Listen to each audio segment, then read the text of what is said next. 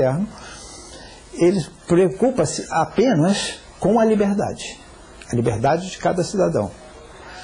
Ao passo que Locke dá um passo adiante, ele não se preocupa só com a liberdade, ele se preocupa também com a propriedade. E isso é um elemento constitutivo da sociedade civilizada, tão importante quanto a liberdade. Se você vive numa sociedade que lhe concede liberdade, mas não lhe garante a propriedade, você está num meio estado de direito. Locke avança, portanto, com relação a Hobbes. Ele não só se preocupou com a liberdade, mas se preocupou também com a propriedade. Mais do que isso, ele, na sua concepção, o poder monárquico, que era o poder absoluto, deve ser limitado e tem que prestar contas ao povo.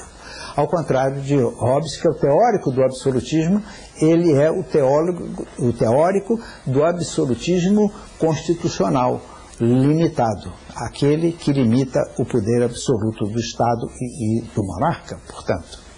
O professor Montesquieu também está no elenco desses pensadores, desses teóricos a respeito do Estado. Qual foi a contribuição dele? A grande contribuição é que ele, segundo defende o Raymond Aron, ele não é só um filósofo político, ele é também um sociólogo. Ele fez sociologia política na sua obra fundamental, em que ele defende o espírito das leis, em que ele mostra a evolução do Estado, as diferenças do Estado, as influências que o Estado sofre, das raças, da cultura, do clima, da geografia, etc. E mais do que isso, ele é conhecido pelo princípio que ele estipulou da divisão de poderes do Estado.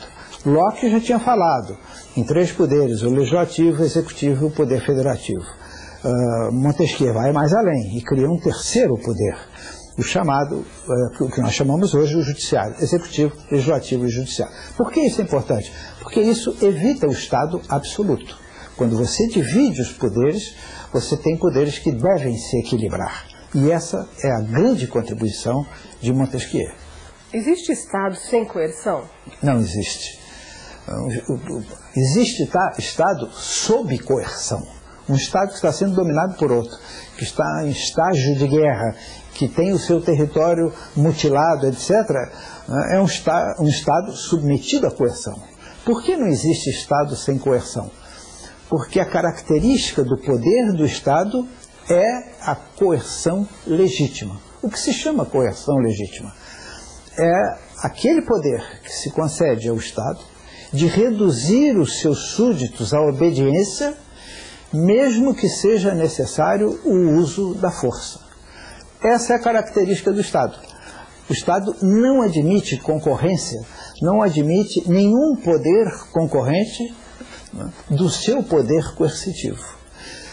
Quando nós vemos um Estado sublevado por qualquer forma de subversão, de terrorismo, etc., esse Estado tem necessariamente que combatê-lo exatamente porque está colocando em risco o seu poder coercitivo, sem o qual ele não consegue se estabelecer, tornar o domínio das leis inquestionável e reduzir os recalcitrantes, mesmo com o uso da força se necessário, né? Da força física, inclusive, se necessário. O Estado é dono deste poder, por isso ele é a instituição política mais importante. Há outras formas de poder, o poder econômico, o poder cultural, né? O poder artístico, o poder ideológico, mas sobre todos eles sobreleva o poder de Estado, porque é o único que tem o monopólio da coerção legal, esse poder de reduzir a obediência com o uso da força, se necessário. Professor, e de que elementos o Estado está instrumentalizado para exercer essa coerção? O instrumento do Estado que personaliza o Estado, que representa o Estado, que exerce as funções do Estado, é exatamente o governo. Qual é a diferença entre Estado e governo? O governo é titular do poder do Estado. Só que o Estado é permanente e o governo é transitório. Nas democracias, sobretudo, os governos passam e o Estado fica. Essa é a diferença fundamental. Mas também não pode haver Estado sem governo. Por quê? Porque é ele quem representa o Estado. E esse poder, né, tanto pode, num sentido lato, ser representado pelos diferentes poderes do Estado, o executivo, o legislativo, o judiciário, como pode ser representado apenas pelo executivo. Essa é a interpretação restrita. Por que razão? Porque é ele quem dá face ao Estado, dá visibilidade ao Estado, e quem usa os poderes do Estado. Portanto, o que é o governo? O governo é o titular do poder do Estado. Professor, como estabelecer um equilíbrio entre essas funções que o Estado exerce?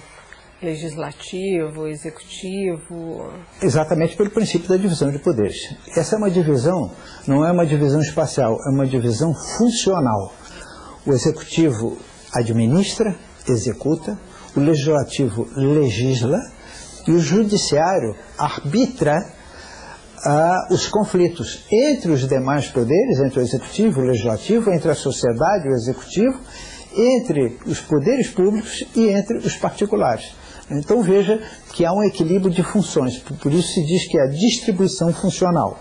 Mas há também nos regimes federativos uma distribuição espacial.